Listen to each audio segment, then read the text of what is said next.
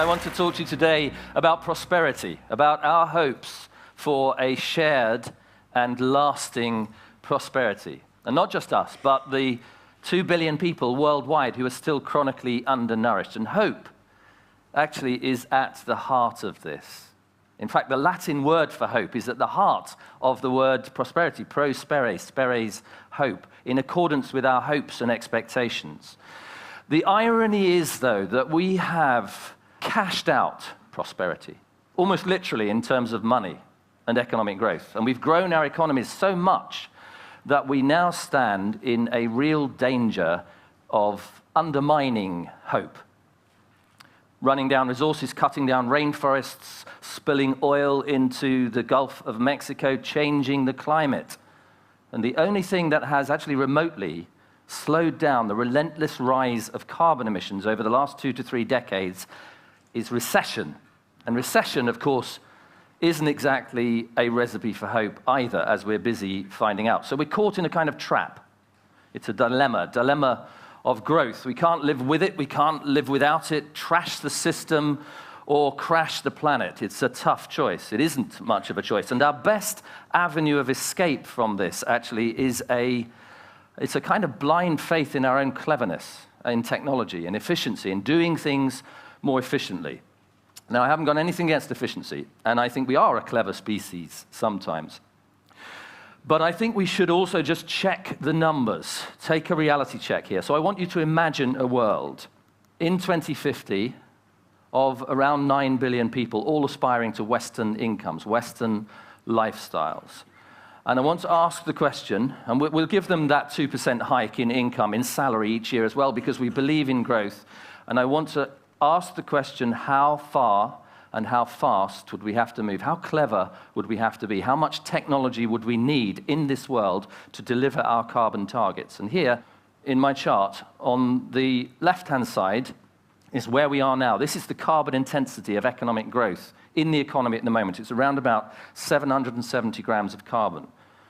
In the world I described to you, we have to be right over here on the right-hand side. It's 6 grams of carbon. It's a 130-fold improvement, and that is 10 times further and faster than anything we've ever achieved in industrial history.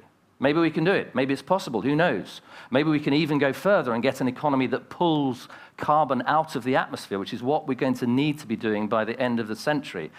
But shouldn't we just check first that the economic system that we have is remotely capable of delivering this kind of improvement? So I want to just spend a couple of minutes on system dynamics. It's a bit complex, and I apologize for that. What I'll try and do is I'll try and paraphrase it in sort of human terms. So it looks a little bit like this. Firms produce goods for households, that's us, and provide us with incomes, and that's even better because we can spend those incomes on more goods and services. That's called the circular flow of the economy. It looks harmless enough. I want to just highlight one key feature of this system, which is the role of investment. Now, investment constitutes only about 1/5 of the national income in most modern economies, but it plays an absolutely vital role. And what it does, essentially, is to stimulate further consumption growth. It does this in a couple of ways, chasing productivity, which drives down prices and encourages us to buy more stuff, but I want to concentrate on the role of investment in seeking out novelty, the production and consumption of novelty. Joseph Schumpeter called this the process of creative destruction. It's a process of the production and reproduction of novelty, continually chasing expanding consumer markets, consumer goods, new consumer goods. And this is where it gets interesting, because it turns out that human beings have something of an appetite for novelty. We love new stuff, new material stuff for sure, but also new ideas, new adventures, new experiences. But the materiality matters too, because in every society that anthropologists have looked at, material stuff operates as a kind of a language of goods, a symbolic language that we use to tell each other stories. Stories, for example, about how important we are. Status-driven, conspicuous consumption thrives from the language of novelty. And here, all of a sudden, we have a system that is locking economic structure with social logic. the economic institutions and who we are as people locked together to drive an engine of growth. And this engine is not just economic value, it is pulling material resources relentlessly through the system, driven by our own insatiable appetites, driven, in fact, by a sense of anxiety. Adam Smith, 200 years ago, spoke about our desire for a life without shame. A life without shame. In his day, what that meant was a linen shirt. And today, well, you still need the shirt, but you need the hybrid car, the HD TV, 2 holidays a year in the sun, the netbook, an iPad, the list goes on. An almost inexhaustible supply of goods driven by this anxiety. And even if we don't want them, we need to buy them, because if we don't buy them, the system crashes. And to stop it crashing, over the last 2 to 3 decades, we've expanded the money supply, expanded credit and debt so that people can keep buying stuff. And of course, that expansion was deeply implicated in the crisis. But this, I just want to show you some data here. This is what it looks like, essentially, this credit and debt system, just for the UK. This was the last 15 years before the crash. And you can see there, consumer debt rose dramatically. It was above the GDP for 3 years in a row just before the crisis. And in the meantime, personal savings absolutely plummeted. The savings ratio, net savings, were below 0 in the middle of 2008, just before the crash. This is people expanding debt, drawing down their savings just to stay in the game. This is a strange, rather perverse story. Just to put it in very simple terms, it's a story about us, people, being persuaded to spend money we don't have on things we don't need, to create impressions that won't last on people we don't care about.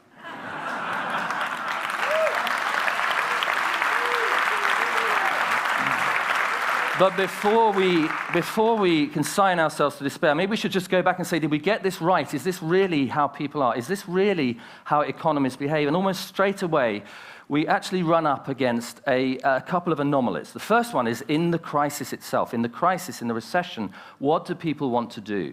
They want to hunker down. They want to look to the future. They want to spend less and save more.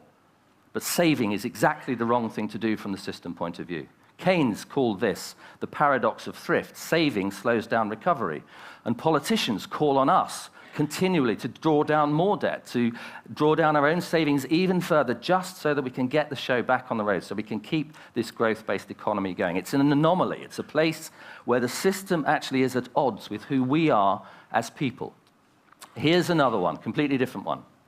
Why is it that we don't do the blindingly obvious things we should do to combat climate change? Very, very simple things, like buying energy-efficient appliances, putting in efficient lights, turning the lights off occasionally, insulating our homes. These things save carbon, they save energy, they save us money. So why is it that though they make perfect economic sense, we don't do them?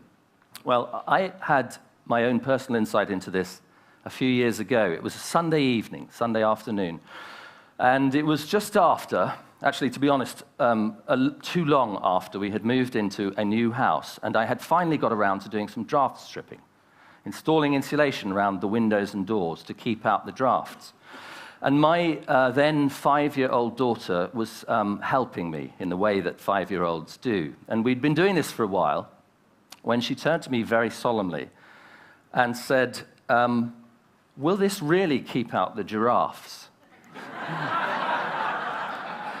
Here they are, the giraffes. You can hear the 5-year-old mind working. These ones, interestingly, were 400 miles north of here, outside Barrow-in-Furness in Cumbria. Goodness knows what they make of the Lake District weather. But actually, that childish misrepresentation stuck with me, because it suddenly became clear to me why we don't do the blindingly obvious things. We're too busy keeping out the giraffes, putting the kids on the bus in the morning, get ourselves to work on time, surviving email overload and shop floor politics, foraging for groceries, throwing together meals, escaping for a couple of precious hours in the evening into primetime TV or TED Online, getting from one end of the day to the other, keeping out the giraffes.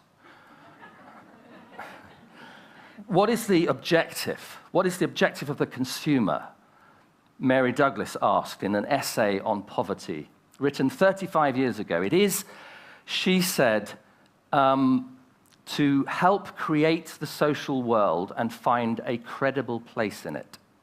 Now, that is a deeply humanizing vision of our lives, and it's a completely different vision than the one that lies at the heart of this economic model. So who are we? Who are these people? Are we these novelty-seeking, hedonistic, selfish individuals?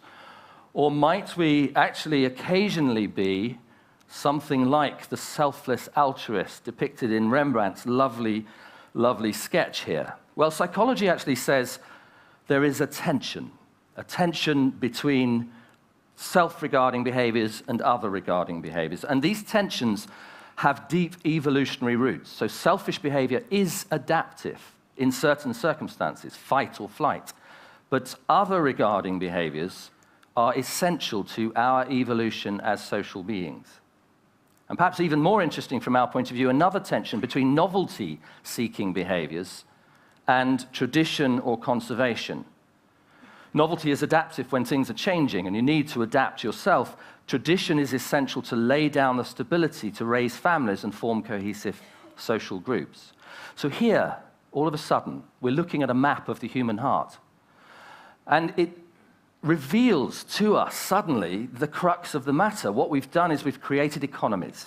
We've created systems which systematically privilege, encourage one narrow quadrant of the human soul and left the others unregarded.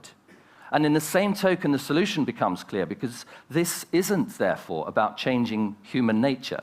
It isn't, in fact, about curtailing possibilities. It is about opening up. It is about allowing ourselves the freedom to become fully human, recognizing the depth and the breadth of the human psyche, and building institutions to protect Rembrandt's fragile altruist within. What does all this mean for economics? What would economies look like if we took that vision of human nature at their heart and stretched them along these orthogonal dimensions of the human psyche?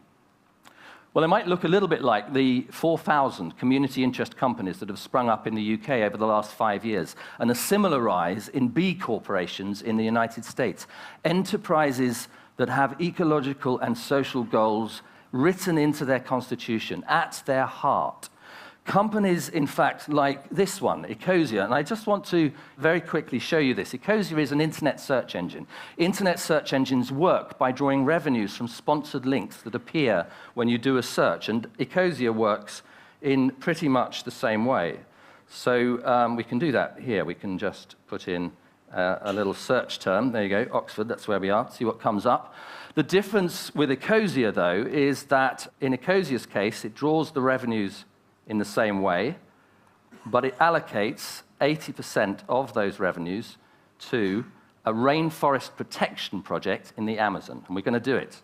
We're just going to click on Nature Jobs UK. In case anyone out there is looking for a job in the recession, that's the page to go to. And what happened then was that the sponsor gave revenues to Ecosia, and Ecosia is giving 80% of those revenues to a rainforest protection project. It's taking profits from one place and allocating them into the protection of ecological resources. It's a different kind of enterprise for a new economy. It's a form, if you like, of ecological altruism. If perhaps something along those lines. Maybe it's that, whatever it is, whatever this new economy is, what we need the economy to do, in fact, is to put investment back into the heart of the model, to reconceive investment. Only now, investment isn't going to be about the relentless and mindless pursuit of consumption growth. Investment has to be a different beast. Investment has to be, in the new economy, protecting and nurturing the ecological assets on which our future depends. It has to be about transition. It has to be investing in low-carbon technologies and infrastructures. We have to invest, in fact, in the idea of a meaningful prosperity, providing capabilities for people to flourish. And of course, this task has material dimensions. It would be nonsense to talk about people flourishing if they didn't have food, clothing, and shelter. But it's also clear that prosperity goes beyond this. It has social and psychological aims. Family, friendship, commitment, society, participating in the life of that society. And this, too, requires investment. Investment, for example, in places where we can connect, places where we can participate, shared spaces, concert halls, gardens, public parks, libraries, museums, quiet centers, places of joy and celebration, places of tranquility and contemplation, sites for the cultivation of a common citizenship, in Michael Sandel's lovely phrase. And investment, after all, is just such a basic economic concept, is nothing more nor less than a relationship between the present and the future, a shared present and a common future. And we need that relationship to reflect, to reclaim hope. So let me come back with this sense of hope to the 2 billion people still trying to live each day on less than the price of a skinny latte from the cafe next door. What can we offer those people? It's clear that we have a responsibility to help lift them out of poverty. It's clear that we have a responsibility to make room for growth, where growth really matters in those poorest nations. And it's also clear that we will never achieve that unless we're capable of redefining a meaningful sense of prosperity in the richer nations, a prosperity that is more meaningful and less materialistic than the growth-based model. So this is not just a Western post-materialist fantasy. In fact, an African philosopher wrote to me when Prosperity Without Growth was published, pointing out the similarities between this view of prosperity and the traditional African concept of Ubuntu. Ubuntu says, I am because we are. Prosperity is a shared endeavor. Its roots are long and deep. Its foundations, I've tried to show, exist already inside each of us. So this is not about standing in the way of development. It's not about overthrowing capitalism. It's not about trying to change human nature. What we're doing here is we're taking a few simple steps towards an economics fit for purpose. And at the heart of that economics, we're placing a more credible, more robust, and more realistic vision of what it means to be human. Thank you very much.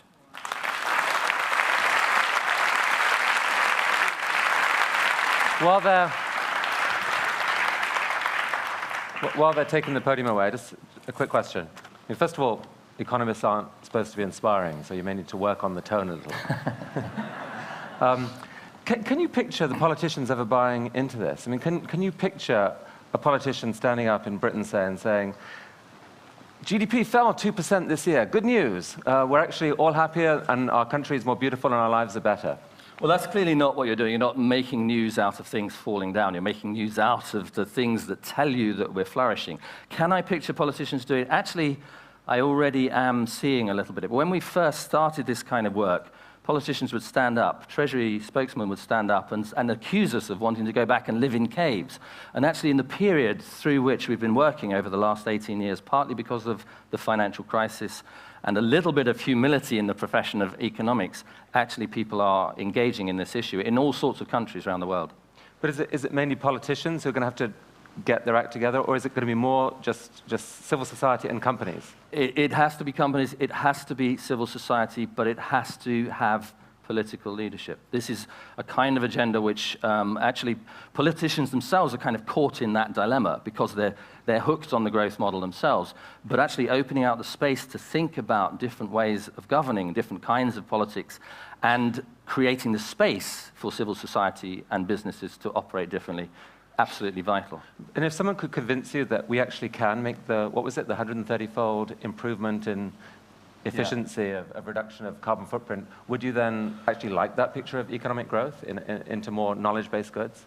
I would still want to know that you could do that and get below zero by the end of the century in terms of taking carbon out of the atmosphere and solve the problem of biodiversity and reduce the impact on land use and do something about the erosion of topsoils and the quality of water. If you can convince me we can do all that, then yes, I would take the 2%.